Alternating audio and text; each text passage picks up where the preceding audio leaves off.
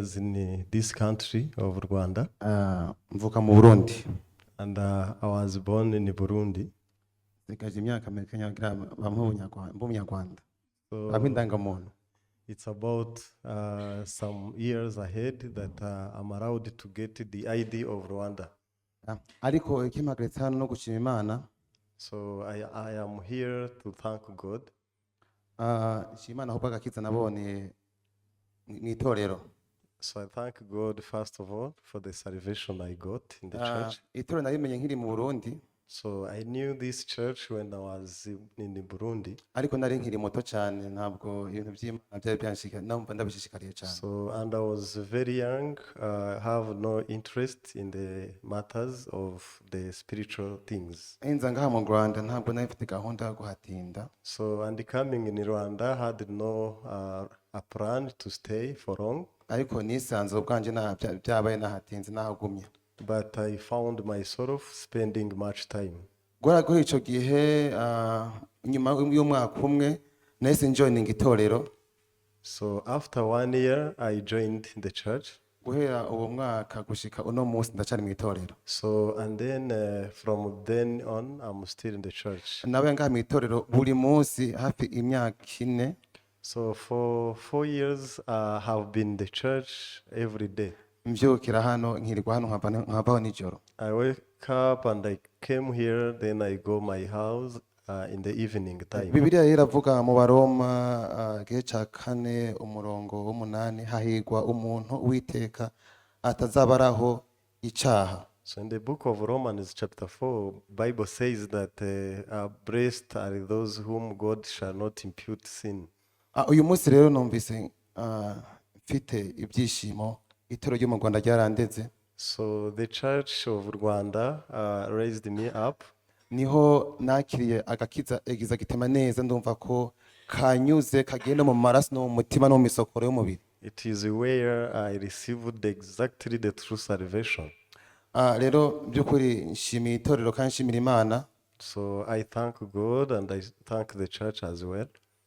Nkunda kubwira abantu ko mfite ikintu cy'agaciro kirenze. So I used to tell people that I have a precious thing. Ubundi mu buzima busanzwe nkunda kwandika n'abantu bari smart bafite ubwenge barenze. So my wish is to live together with the smart people. Ariko byukuri nasanze Imana binyuze mu kagize yampaye yangize udasanzwe.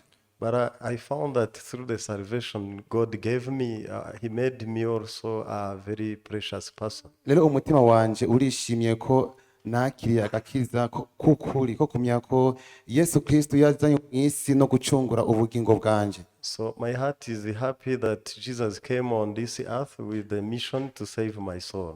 Namenye ko yikoreye ibyaha byanje byaba ibya kera gushika iteka ryose ayibamba ku musaraba. So I knew that Jesus came and he carried my sins and took them on the cross. Igitangaje ndura nk'Imana.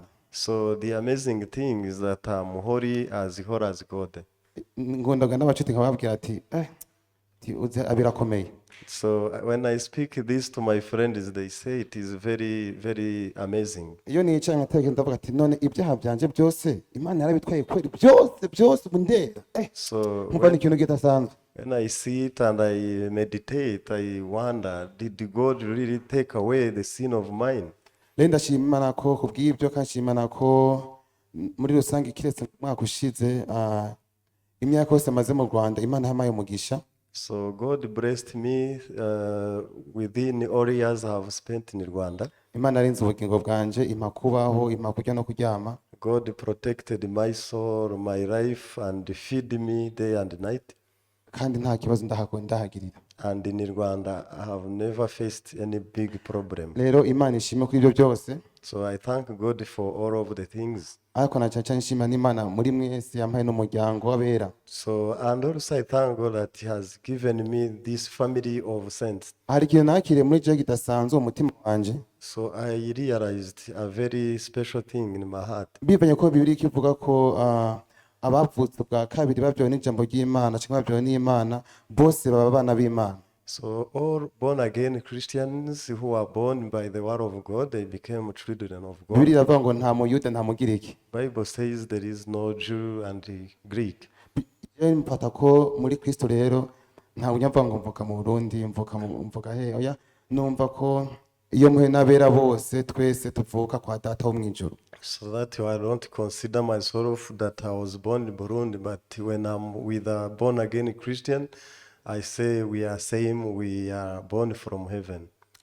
Ndashimye muri rusange rero Imana yakomeje kuma umugisha ndishimye. So I thank God who kept blessing me. Shimiye n'abapasiteri bose n'abasamonimo na bene data tubana ngaha muri torero. So I thank all the pastors and their wives. Uko tugenda dukura mu itorero niko tugenda tumenya umumaro abapasiteri abasamonimo bene data badufitiye ku buzima bwacu bw'umwuka. As we spend time in the church, that's when we realize the value of pastors, brethren.